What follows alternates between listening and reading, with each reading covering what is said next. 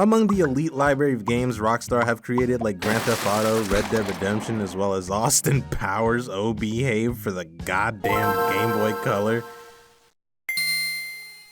In my opinion, Bully is the most deserving of a remaster. But considering the result of the mismanaged atrocity that was the defective edition of the GTA trilogy, I don't think that's gonna happen anytime soon. But regardless, I've always rocked with Bully ever since I downloaded it for my PS3 in middle school.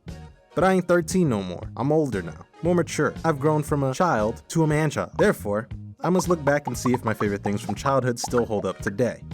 And with you lovely sleepyheads voting for this game in the community poll, it's time to find out if Rockstar's cult classic withstands the test of time. But before we get into that, if you'd like to support the channel, consider joining at only $5 a month to get exclusive unreleased videos. With that said, enjoy the video. The game begins with our protagonist, Jimmy Hopkins, a foul-mouthed kid from a broken home background, getting dropped off at Bulworth Academy. From the jump, we know that Jimmy is from a broken home, about to get dumped at an even worse school.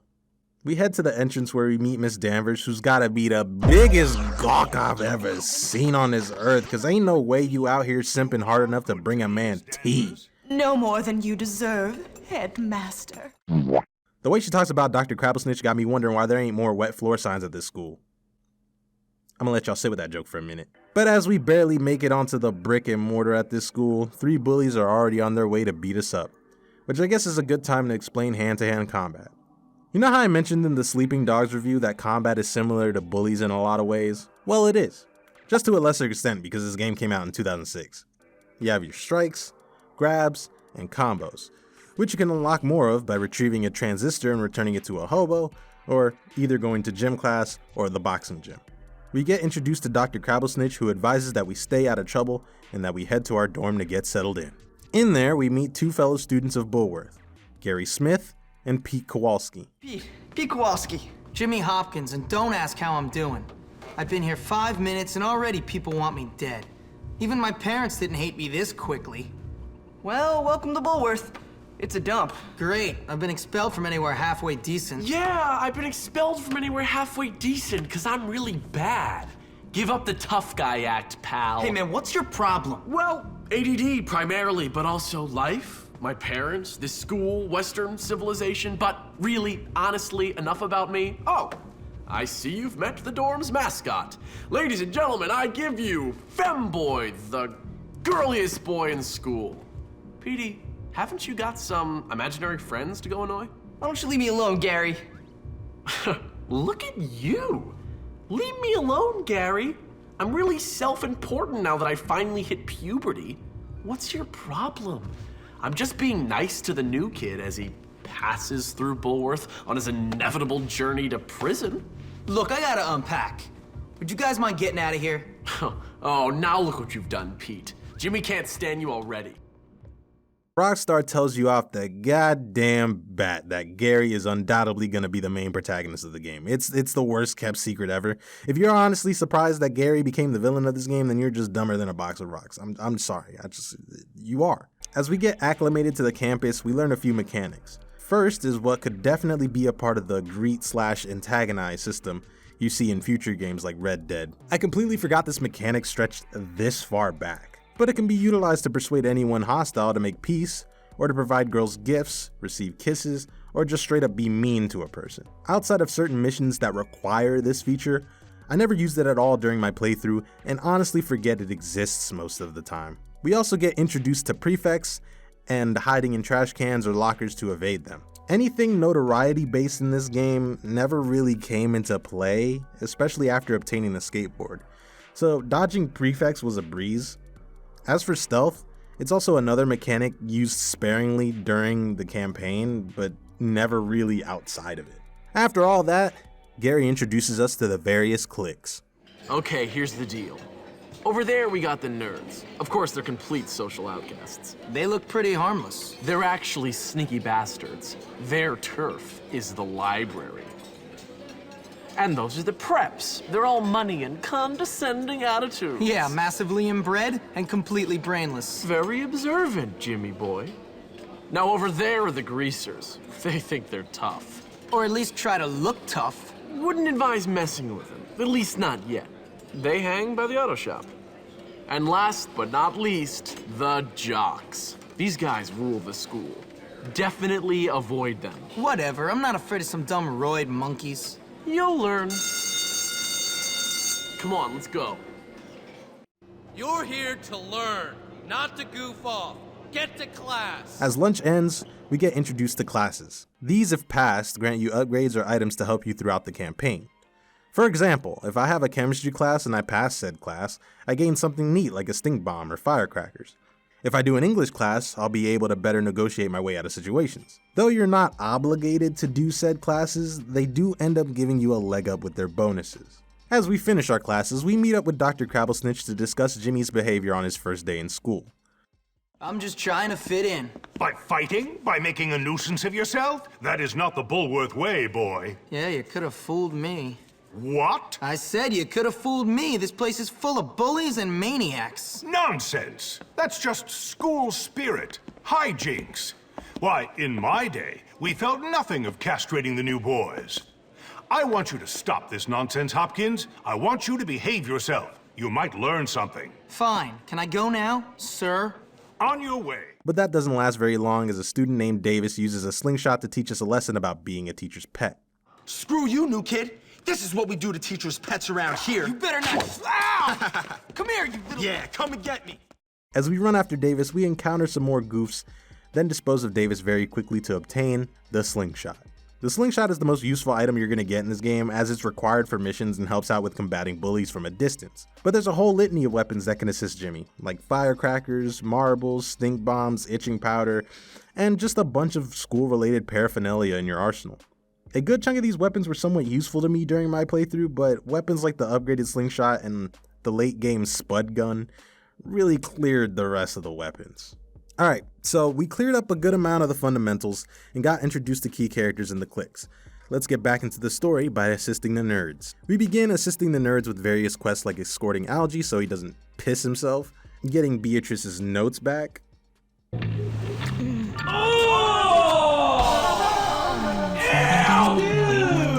What the fuck? and we also defend Bucky, defending him from bullies to obtain the skateboard. Though it isn't as quick as late game vehicles like the Vespa, bicycle, or the ridiculously expensive go-kart, it's easy to select at a moment's notice and allows for quick getaways from the authorities. Plus you can do cool shit like this. Yeah. Alright, so the Halloween set of missions is more of a reason to showcase Gary's mischievousness? By pulling pranks on the various characters. But what's more mischievous is what comes after in the mission, Help Gary. So Gary basically guides Jimmy through the basement of the school, leading Jimmy into the hole, to manipulate the biggest bully in school, Russell, to fight him. I know, Russell. Go beat that little jerk who said that nasty stuff to me about your mom and those barnyard animals. What? Come here. Russell wants vengeance. So we mollywop Russell and ask Gary after the fight what the heck is even going on. You happy now, jerk? Ecstatic! I love to watch two morons beat the crap out of each other. Why'd you do it, Gary? I thought we were friends. Friends? You and me. I've taken dumps that had more brains than you, friend. No, I'm taking over this school, and you're just a liability. See you around, moron! Well done, Jimmy. Yeah, great. What a waste of time. You all right, Russell?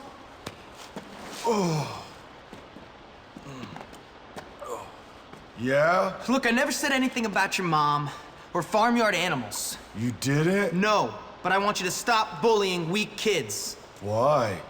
Because there are a bunch of kids around this place who need a beating, and you're picking on the few who don't. So I want you to leave me and him alone. Oh, okay. Sorry. Bad Russell. Which leads us into Chapter 2.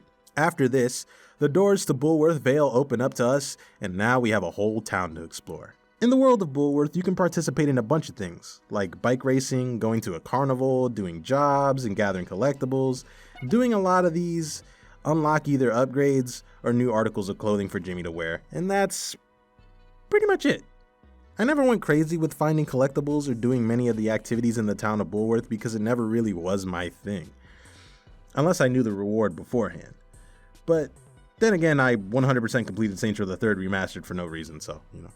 At this point in Bully's campaign, we're dealing with the preps, with various tasks like ensuring Pinky is first in line for the movies, going on a carnival date, and egging Professor Hattrick's house, which Gary gets involved in by manipulating the preps to attack Jimmy. Mean anything. Whatever, Tad. Your family is your business. Don't lie, Jimmy!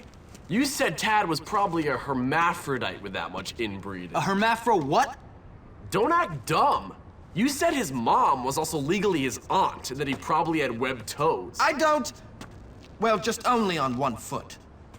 Tad, you're not gonna take that kind of crap from this scumbag, are you?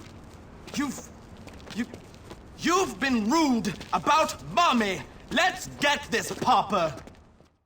And for that, we retaliate. Later on, we talk to Pete to how we can handle the preps in a big way, with Pete suggesting that Jimmy shows who's boss in a bike race at Bullworth Vale. We easily make the competition eat our dust and go forth to the local bike shop to claim our prize. We meet up with the bike store owner to grab our trophy, but then get confronted by two of the preps, mocking us and taking our trophy, with one of the greasers tailing behind us to assist in getting it back. Jimmy and Ricky head over to the beach house to wreck shop, and our trophy is returned to us. After causing so much grief, we decided to follow through with egging someone's house alongside Russell to teach a lesson. We get to Thad's house, throw eggs through the windows, and evade the rest of the preps, and make our escape.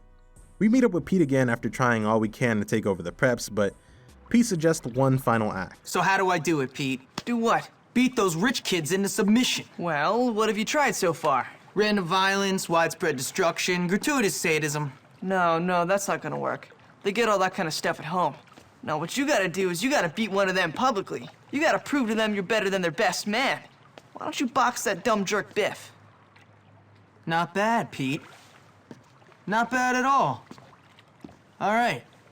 See you around. Wait, Jimmy, can I come too? You know what? Don't worry about it.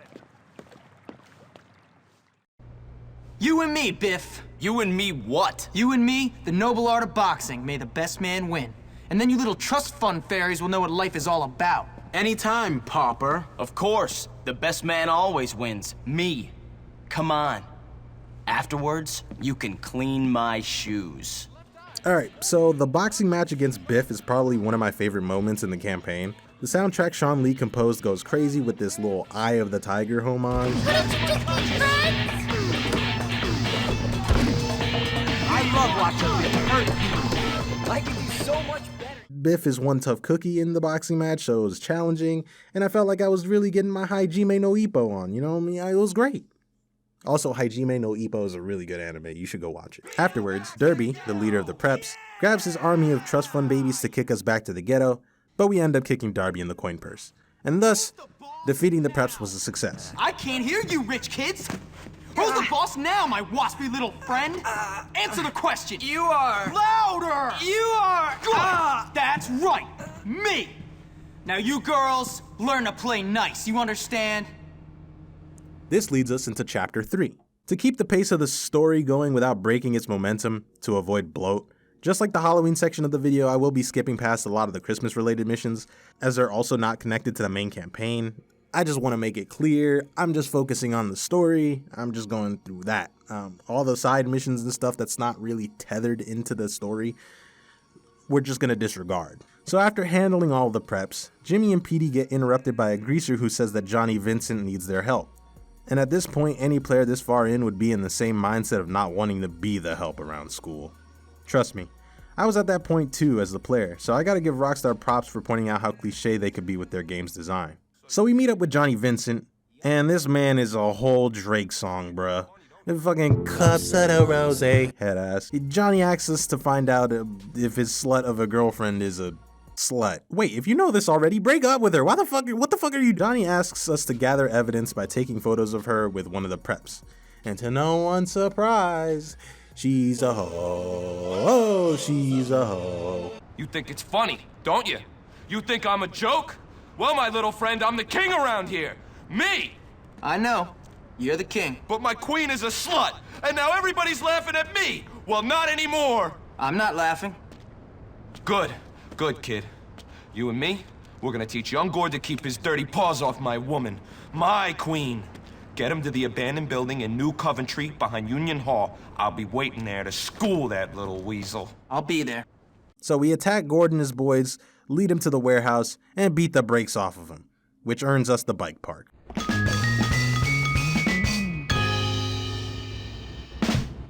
The entire Greaser chapter of this game is a complete mess, caused by Lola. She's basically going out of her way to provoke Johnny into fighting for her every chance she gets, getting people of multiple cliques to get wrapped around her finger. All of this culminates in a race being pitted against Johnny and Jimmy. That didn't seem complicated between you and that Gordo kid. I'm gonna kill him! Johnny, please! We've been over that. He's sweet, but it was so innocent. Get off. Oh, I love it when you get angry, Johnny. I really do.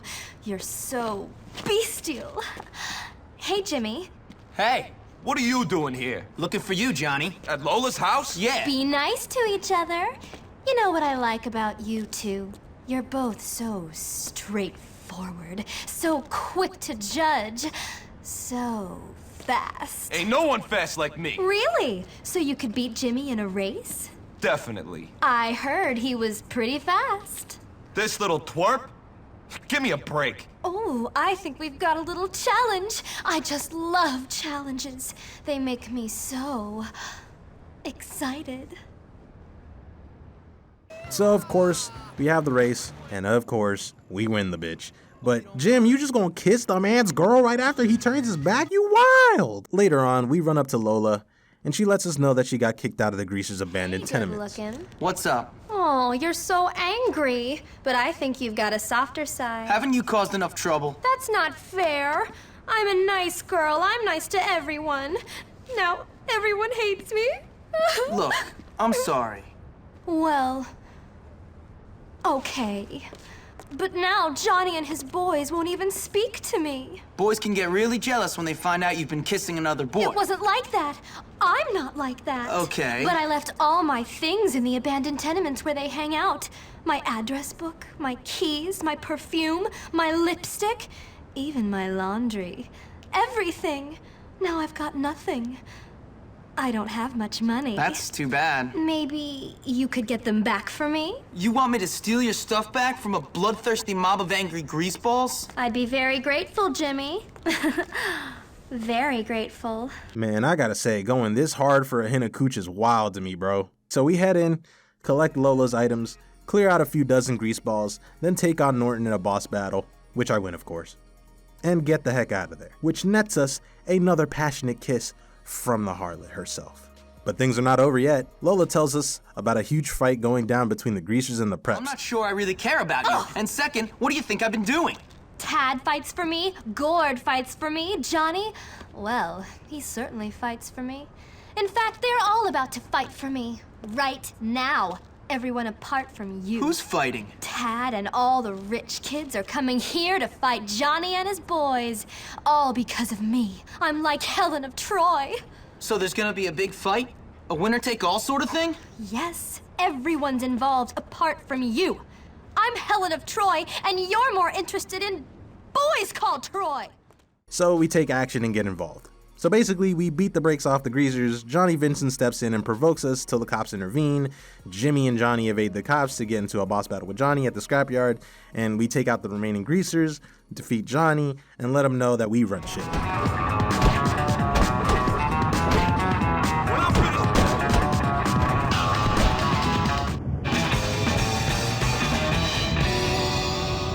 I told you, I was the daddy. Got it?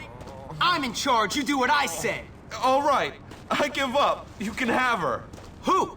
What are you talking about, Johnny? Lola, you win. She's yours. This has nothing to do with her, man. I don't care. You can keep that slut for yourself. What? You don't want her? Then why did you do this? Why'd you fight? Just to prove you're tougher than me? That's right. And don't you or your boys forget it. I'm tougher than you, so maybe now you'll stop bullying everyone. You work for me now. Oh, man. Which basically leads us into chapter 4, where we deal with the jocks. The thing is, Pete, now that I'm cool, I'm not sure we can be friends anymore. What? I'm messing with you. Real funny, Jimmy. Well, when you're done with this place, a career on the stage awaits. Maybe like a male stripper or something, huh? What? So, what about Gary? I haven't seen him, but whenever I hear somebody say I used to be a girl and had a sex change, or that my mother slept with Crabblesnitch to get me in here, I think to myself, Gary. What a jerk. You don't even call me a dork. Well, I guess he's not always wrong. Is that what you really think? Whatever, Jimmy. You know, I stand up for you and you still think I'm a dork. You're a jerk. And you're a dork, so we're equal. Whatever. I'm leaving. Ow! Now maybe next time you'll watch where you're going. What'd you do that for? Oh, I'm sorry, Psycho. Did I hit your boyfriend? Yeah, Psycho, you gonna try to kick our asses now? No, I think I'll do that more publicly. Ooh, I'm really scared right now, really scared. I take down linebackers every day, pal. Whatever, pretty boy. You'll get yours. Yeah, we'll see about that. Go have some fun in the communal showers. Ooh, I just dropped my soap. Please pick it up for me. Dad. Losers. Petey, get up. Jimmy, I think we found some new people to have some fun with. So in order to take down the jocks, we have to side with their opposition, the nerds. We meet up with Algie and Pete in the library requesting the assistance of the nerds, and despite providing help in the past, Algie declines. Pete suggests we go to Ernest, their leader, and show him who's boss. And after mowing down a bunch of nerds and defeating Ernest, he complies. Sometime later, we meet back with Ernest, who needs our help with a certain plan that involves taking risque photos of the head cheerleader, Mandy. Not at all. You want me to get incriminating pictures of the head cheerleader just for your plan? The kind of pictures that could land me in jail or worse? It's not easy being the boss. Man, this better be good. Yeah, ROCKSTAR was 100% pushing the boundaries with this mission. Granted, other missions like Panty Raid have far worse implications, but ROCKSTAR, you're fucking pushing it. Anyways, we gather a bunch of suggestive photos of Mandy for Ernest, which are gonna come into play later to hit the jocks hard. We meet up with Algie, who tries to be hip and talks using some slang for whatever reason. He tells us that the jocks are over at the carnival and taking over the maintenance room for the funhouse would be a good way to mess with them. We beat up some jocks to help our fellow nerds in the funhouse escape the maze, and it's a cool mission. We meet back with Ernest, who warns us of the incoming invasion of their territory from the jocks who've had enough of their gang. Muscles, we've not got long. What are you talking about? The jocks are coming to kill us. Oh, thanks to you and your sordid little pictures. You wanted them. You're the sicko. Oh, a healthy interest in sexual matters is natural during puberty, bud. That's why I was having those dreams. Anyway, this is not important right now. I am about to die. We all are. When are they coming? What about your famous defense system? Oh, it's broken, okay? Can't you fix it? I need a bit of time. We have no time. We're dead. Dead! I love you, my friends! Look, you fix it, I'll hold up the jocks. Now, where's that gun thing? Get out of here, you sickos! Coming in, you coming dogs! We're ready for you, nerds! Doomed! These feelings are natural, and I'm about to die for them! Just go fix the defense system and I'll take care of the goons. Come on, you wimps! We're coming to get you! Get out of here, sickos! We fend off the jocks using the Spud launcher from earlier in the game, then we head up to the field to push back the jocks. After taking down the jocks, we meet back with Ernest, who has gotten another plan for us to humiliate the jocks even further. It requires us to obtain the Bullworth mascot suit. So we head to the football field, antagonize the mascot, and lead him into an empty swimming pool where we fight for the costume.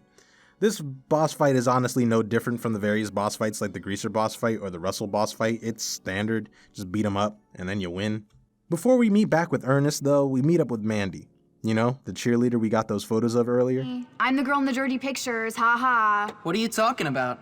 Don't pretend you don't know. Everybody knows. Knows what? There's posters of me all over town. Oh, those. Now everyone thinks I'm a slut. Great, my parents will be so proud. I'll probably get expelled. Look, it could be worse. How? How exactly could it be worse? I mean, sure, I've been a bitch at times, been nasty, but I don't deserve this. My life is over. I mean, I've always wanted to be a model, but not like this. Everybody's laughing at me. I can't bear it. Everybody's always laughing at me. Well, maybe you're not as insecure as I am, okay? I just wanted to be popular. Now everybody hates me. Well, I guess I deserve it. I tell you what, you wait here. I'll get rid of those posters for you, or at least cover them up. Would you? I'd do it myself, but I can't deal with it. I'm really losing it here. Just hang in there. She informs us that those photos were plastered all over the school and across Bullworth to further stick it to the jocks. But in an act of guilt, regret, and somewhat kindness, Jimmy decides that the right thing to do is to remove as many of those photos as we can from the various points in the school, as well as Bullworth Vale. It shows a side to Jimmy that's not really jagged-edged, and he's a lot softer, and he sympathizes with the pain of others, you know? And that's what makes him a good character. He's a guy that stands up to bullies and makes sure everything's right with the world. So we meet back with Ernest to go over the big master plan to finally get those jocks to grovel at our feet. What's that you're reading? Nothing. Nothing. Just some history homework. Cool, can I see? It's personal. Personal history. Sounds interesting. Yes, well, you wouldn't understand. Anyway, listen. The big game is today. Operation Trojan Cow is ready to proceed. Operation Trojan Cow. It's my master plan. My spies have already been gathering the information that will bring about the downfall of the jocks at this school. So I guess I'll be needing this. Does this work? Yes. Rendezvous with my agents in the field. Since we already have the Bullworth Bull costume, the plan is basically in motion to give one grand FU to the jocks during their big game. So we meet with various agents in the field to get tasked with various objectives like rigging a game's football with a firecracker, taking a whiz in a drink container, scattering marbles across the football field, and adjusting the scoreboard to read, "Jocks play with their balls."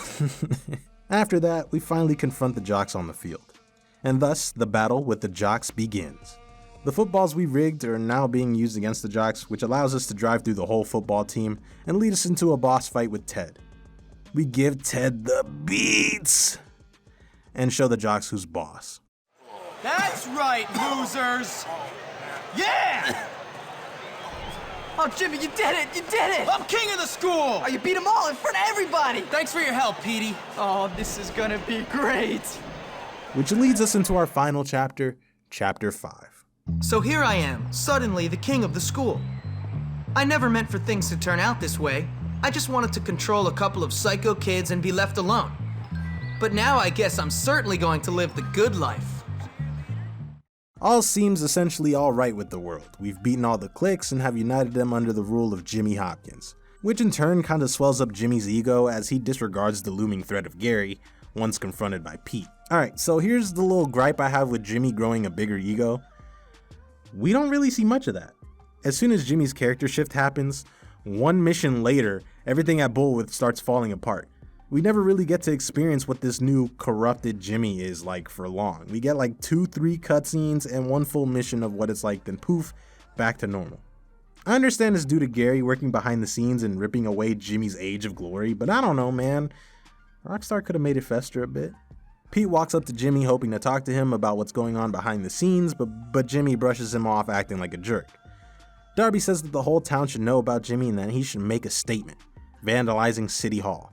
So we head up to City Hall, throw up some graffiti, and take a photo of our Picasso painting, then get back to school from the cops. After returning from City Hall, we get notified by Pete that various parts of Bullworth Academy are going into chaos. Rats have overtaken the library, the school's gym is on fire, the prep's trophies were stolen and destroyed, Johnny Vincent got sent into an asylum. Basically, the whole school's going to hell, and we have to save it. Throughout all these missions, we found out that all these problems were caused by a group called the Townies. Basically the rejects that have beef with the school for one reason or another, but we'll expand on that later. But after basically saving the entire school, we head into Dr. Crabblesnitch's office to be told we're expelled. By your clothes. What? I'm saying you dress great. Irrelevant. As I said, I am not a people pleaser, but in your case, I'm going to make an exception. An exception? Cool. Yes, you are without a doubt the least popular boy in the school right now. Even that fat child who wets himself is more popular than you. Coincidentally, it has also come to my attention that you are a filthy, dirty, foul-mouthed, awful little vandal. Yeah, well, we already knew that. Very droll. A comedian till the end. Well, you'll have to pursue your comedic talents elsewhere, boy. Bullworth is not for you. I'm not the one who's funny. You know what's funny? You. You're a joke, you old creep. You and your stuck-up, lame-ass school with its bullies and sex-pest teachers. This place is a dump, and you're a big-nosed freak. This school rewards losers and bullies. I just stand up to them. You painted obscene graffiti on the town hall, boy. I have it on good authority it was you. Oh yeah? Then who squealed? Tell me that. A commendable pupil did feel the need to tell me you were responsible for this outrage. Gary Smith! Look, I may have painted a few jokes on the town hall, but that kid likes to torture people. Gary Smith is the next head of this school. He's responsible, courteous, and not afraid of being an unpopular leader. You are blind, old man, blind! And you are leaving. I tried to contact your mother, but she's still off on a cruise. Until I hear from her, I will have to let you stay here in your room.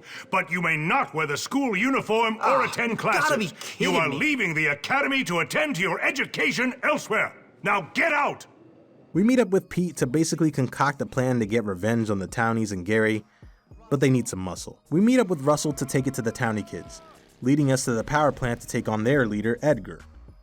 We meet up with this townie kid named Zoe, who was a former student who got expelled by the gym teacher, Mr. Burton, due to attempting to snitch on him for harassment. Oh, the things desperate men do after getting divorced. Anyways, we work with Zoe to distract some townies, shut off the power, and face Edgar inside the chem plant. It was a tough boss fight at first with me having to use shields to deflect blows, but after I got the idea, it was easy enough. After defeating Edgar, we find out that it truly was Gary who was behind everything. I bet he said the two of you would take over the school or some crap. Hey, how'd you know? Because he told me the same garbage. Didn't do me any good either. Come on, you're gonna help me make him pay for his lies. Alright, so I gotta point this cutscene out real quick because it low-key makes no sense. Jimmy meets up with Zoe basically love drunk and is over the moon about her, even though they've only known each other for like about 3 missions. It's 100% out of place in this story in my opinion. Honestly, a lot of the townie related stuff felt so left field and rushed, it's weird. Anyways, we meet up with Zoe and find out that the school is basically in chaos. Haven't you heard? Heard what, my love? The school has broken out into a massive fight. Every gang and faction is fighting each other. What? Yeah! Oh man, I gotta go. How am I gonna deal with this? I'm gonna need some serious backup. Where's Russell? Where's your buddy Edgar? Russell has been holed up in the Wonder Meat slaughterhouse, hiding from the cops. He's worried about going to prison after stealing that bike. Russell can comprehend prison? Wow. Look, I'll see you later. Well, what about love? It'll have to wait, Zoe. Duty calls. We save Russell, and after that, we meet up with Edgar to take out the various cliques. He's got the teachers and prefects on his side. So, we run in there, try to stop the fighting, and find a way to deal with Gary. all right, one question. How are we gonna stop a load of kids from beating the crap out of each other? It's America. We go in there with threats and bribes until we get what we want. If all else fails, we beat the crap out of everyone. That's why I brought along backup. Russell likes to hurt people for peace. Cool. Then it's a plan. We start with Ernest and the nerds who are burning down a pile of garbage at the gym. Clearly under the thumb of Gary, we give Ernest and his group the beats and then move on to the next clique. The preps just say some generic garbage about us being a thug and we beat them up easily.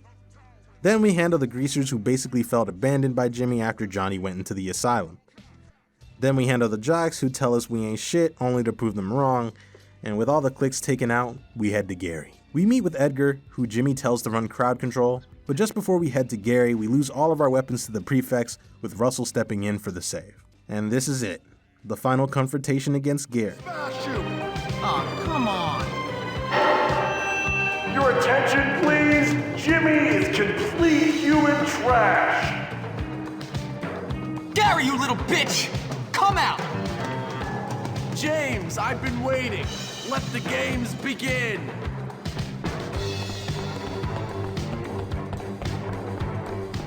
Gary! Moron! Why'd you do it, Gary? Why not? I won! I tricked everyone, starting with you, the head, the loser kids in town, and the prefects. Me! I won! You are sad, man. I might be sad, but I run your world, moron! And don't you forget it! You did all my dirty work for me, Hopkins. You're like a puppet, only dumber! Whatever. Let's finish this. So basically, off his meds and in his own delusion, Gary tells us his masterful plan of manipulation against everyone to essentially rule the school, using Jimmy and everyone else as his pawns. After reaching the rooftop of the school, Gary explains to us that there wasn't really a major reason outside of because I can, and after insulting Jimmy's mother, they both go over the edge to the scaffolding below. We proceed to give Gary the mollywop of a lifetime, really because it was easy and the boss fight was nothing to me. We end up in Dr. Crabblesnitch's office with the head tied up and Gary defeated. Sorry, didn't see you there. You know, I think I may have judged you too unfairly, boy. Yes, a little rough around the edges, but you're a diamond, boy. A diamond. Thank you, sir. Now take out the trash, would you, Hopkins? My pleasure. So it was you who took on this monstrous little wretch, was it? Yep. What a hero. A lone wolf. Uh-huh. Well, no. To be honest, sir, I did have a lot of help from some friends. Like this girl, Zoe. She got expelled because she complained about Mr. Burton hitting on her. Burton? Well, he's fired. I hope he rots in hell. And a guy named Peter Kowalski, good friend of mine. Never heard of him. Yeah, well, he keeps quiet. He's kind of shy. Shy? The boy must be a genius. Why, he should be head of the school. Pete? Great idea. Now, about that letter to my mother. What letter? And all's well that ends well. So to wrap back up to the beginning, has Bully withstood the test of time? I'd say yes. It's a pretty simple, straightforward game. There's a lot of stuff to do in it. It's a good time killer. And yes, I completely understand why folks love this game and would like a remaster or a sequel. It's a very solid and polished Rockstar game that I'd recommend getting wherever you can. I don't really have any grievances with this game outside of Rockstar's formulaic mission structure that they've been saddled with for decades, and a few pacing issues here and there with the story, but outside of that, it's still a great game that holds up and is definitely a cop. So if you haven't played this game, by all means, go play this game. If you've played the game, what are your thoughts? Did you think it was good? Did you think it was bad? Leave a comment down below. Hit a like and subscribe for your boy. Join the gang today. Help us get to 3,000. And I'm out.